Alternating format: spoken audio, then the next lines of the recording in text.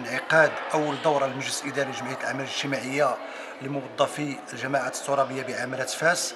هذا المجلس الإداري اللي قدموا لنا فيه الإخوة أعضاء المكتب المسير القانون الداخلي، الذي روعي فيه الحداثة، روعي فيه التدبير التشاركي، روعي فيه كذلك الأخذ بتسهيل العملية ديال الاندماج ديال كل الموظفين.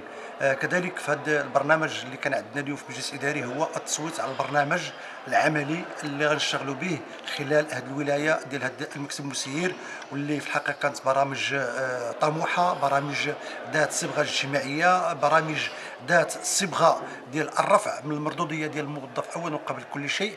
كذلك هذا البرنامج جاء اللي خلق واحد النوع ديال التحفيز لدى الموظف وجعل منه ذات قيمه مضافه لا على المستوى العملي ولا على مستوى الحياه الاجتماعيه. البرامج في الحقيقه اللي تقدموا لنا بها الاخوان، وكان على راس هذه البرامج هو المشروع اللي قدموا لنا السيد الرئيس واللي تجلى في البقعه الارضيه اللي التزم بها السيد رئيس الجماعه ديال الطيب السي راشد الفايق، واللي كنشكروه جزيل الشكر على هذه المبادره وعلى هذه الالتفاته الطيبه واللي غتمكننا كموظفين جماعيين من الاستفاده من واحد المرفق اللي غيمكننا من خلق واحد الفضاء لابنائنا لبناتنا كذلك العائلات ديالنا.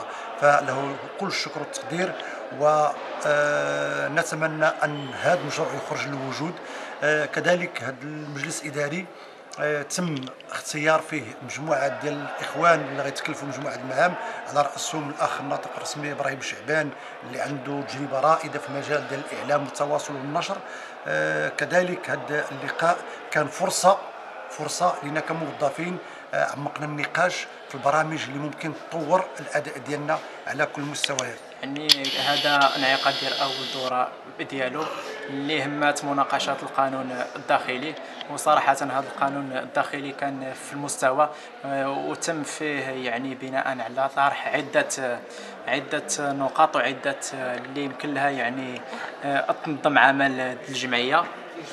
لهذا فاحنا كنشكروا الاخوان ديال الجمعيه الاعمال الاجتماعيه لموظفي الجماعه الترابيه بعماله فاس على هذا المجهود القيم والجبار اللي قاموا به في ظرف وقت وجيز اللي هو ربما ما كيتعداش 3 اشهر، وعلى حساب يعني ومن خلال يعني الانشطه اللي قاموا بها في هذا الوقت هذا يعني تمكنوا باش يعطيو واحد الاشعاع حضاري لهذه الجمعيه اللي لا زالت جمعيه فتيه. ونحن بدورنا كنتمنوا لها كل التوفيق والنجاح. يعني كذلك تم تقديم البرنامج السنوي لهذه الجمعيه اللي من خلاله طرحوا الاخوان مجموعه من الانشطه والاهداف ديال الجمعيه من خلال شراكه الاخر، سواء من خلال الشراكه مع يعني السكن، شراكه مع الابناك، شراكه في اطار السياحه والتخييم، شراكه ثقافيه. يعني كل هذه الشراكات هذه غادي تمكن الجمعيه باش يكون عندها واحد يعني القيمه، باش تعطي واحد القيمه للموظف الجمعي اللي كما يعرف الجميع بان الاخر الموظف الجمعي هو موظف محصور في العمل الاداري ديالو من خلال ضغوطات العمل اللي كتؤدي لضغوطات نفسيه.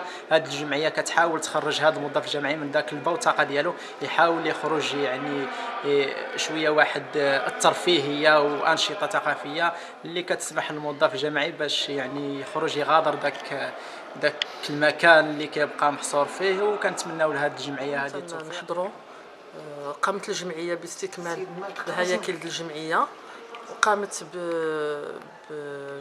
عقد جمع المجلس الاداري اللي من خلاله تمت المصادقه، تم تفرز لجان وظيفيه، وتمت المصادقه على القانون الداخلي، وتمت كذلك المصادقه على